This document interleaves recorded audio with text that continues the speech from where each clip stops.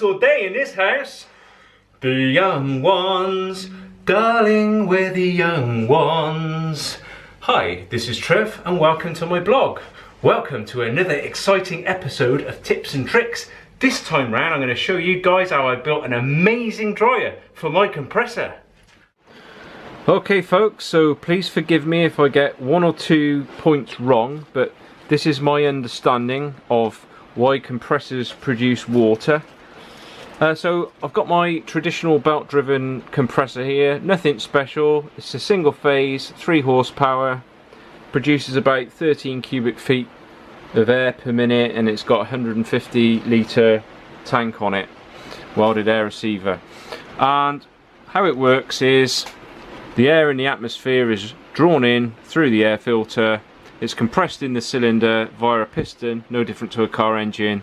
The air is forced down this tube into the welded air receiver. This mechanical action in the cylinder produces a lot of heat.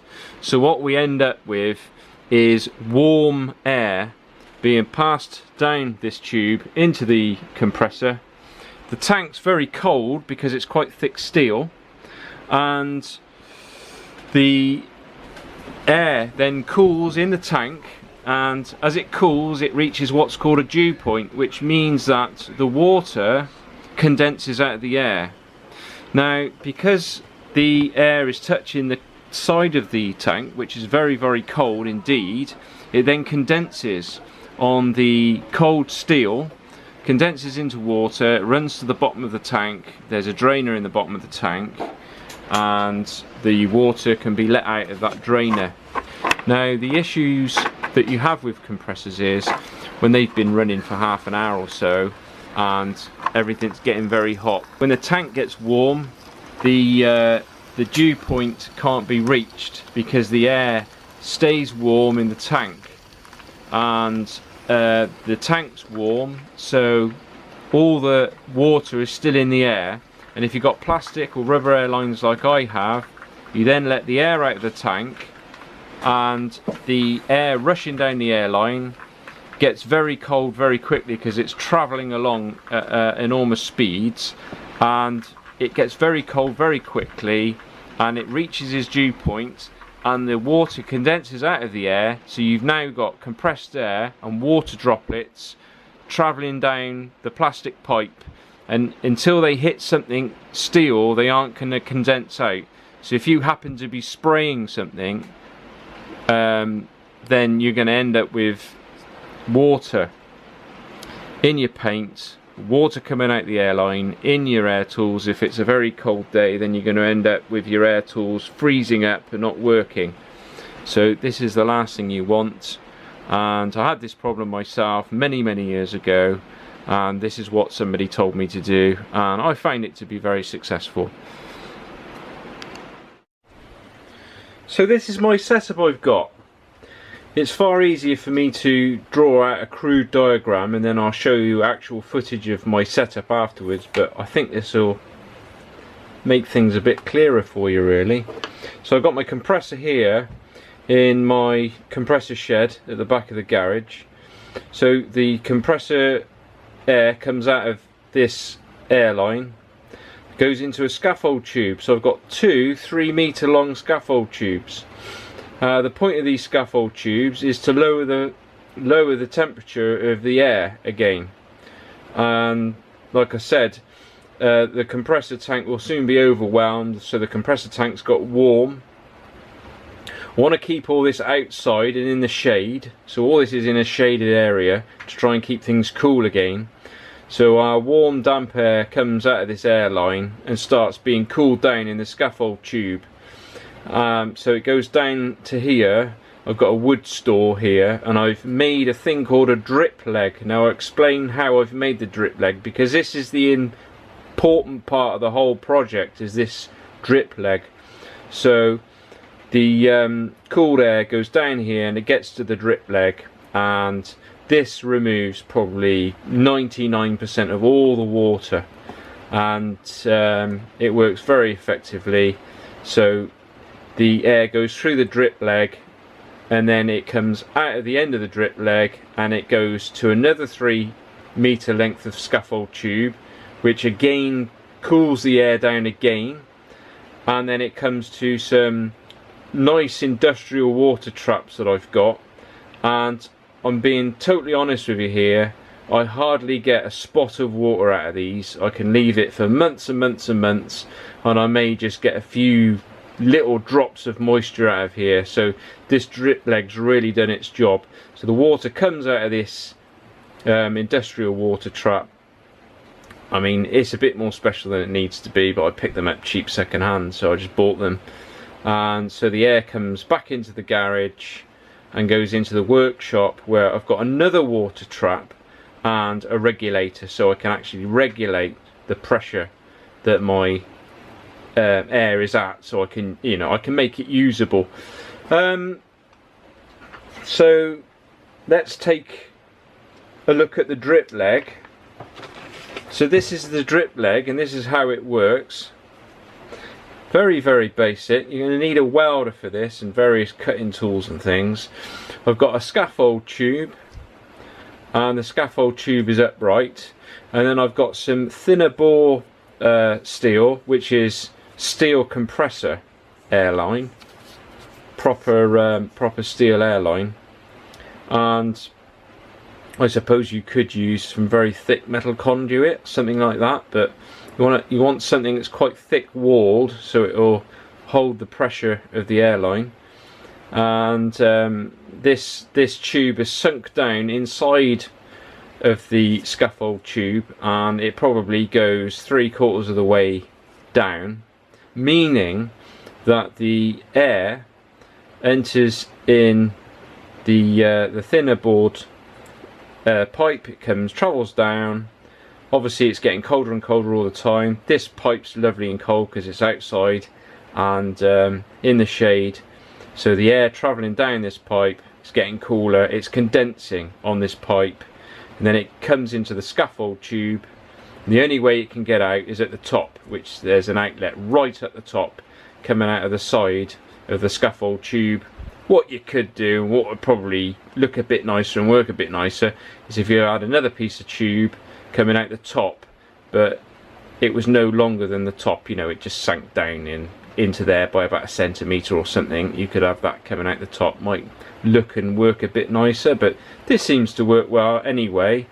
And right at the bottom I've got another piece of thinner bore pipe, compressor airline pipe, metal stuff at the bottom, and it's a few foot long, and then I've got a tap at the bottom so I can let all the water out that condenses in here. I can regularly open this and just let all the water out, and it works really well. It's a piece of cake.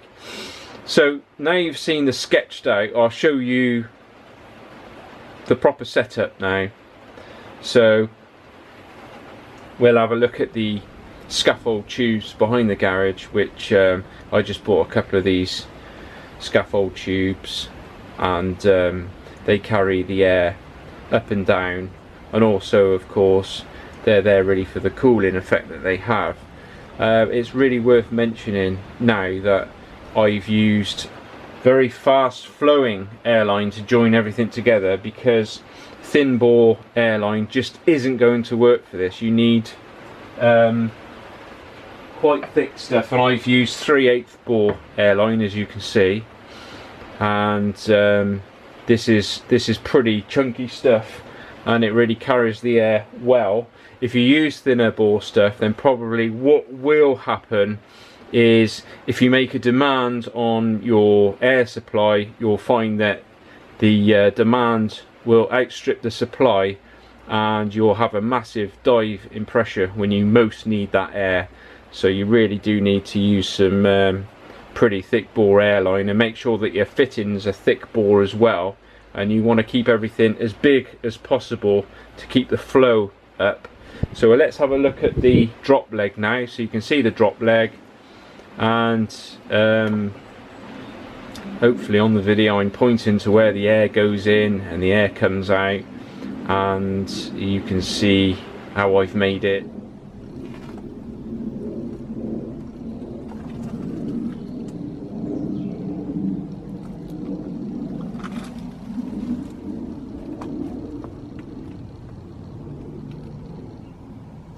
I'll give you a demonstration of opening the tap. We can see how much water comes out. So yeah, you should be able to see there that it's a very effective system.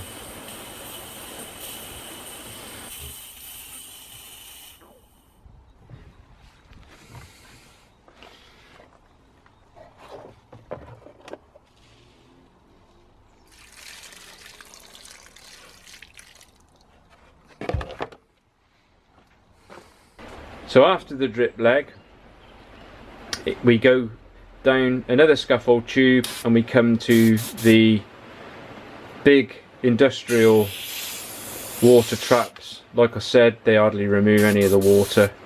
I might get 1 or 2 spots in there, so they don't need to be this good, but I picked these up quite reasonable.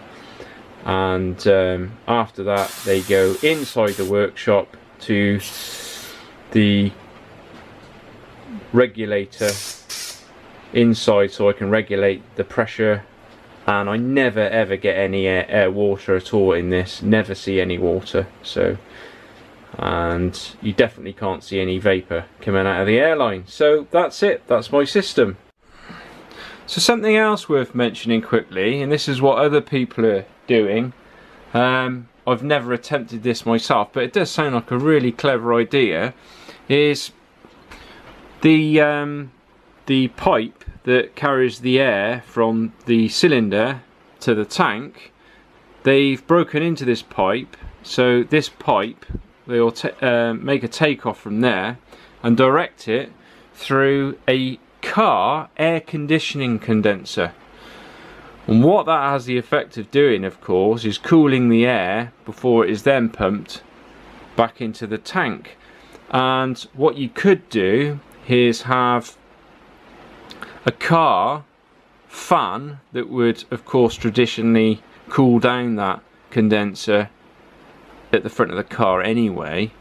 And so, I mean, I reckon a real cool setup would be to unbolt the pump and the motor off the tank and put your tank outside, or keep them separate, keep them split up, and then you could have your outlet going through a air conditioning condenser for a car, and with an electric fan blowing through to take all that heat out of that air, and then it gets delivered back into the tank. So it's cool air being dumped straight into the tank.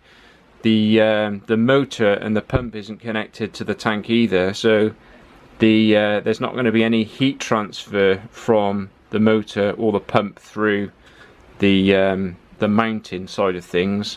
And I think that that also would be a very, very effective way of taking water out of the airline. And perhaps if you did that and then add a drip leg as well, that would work very effectively.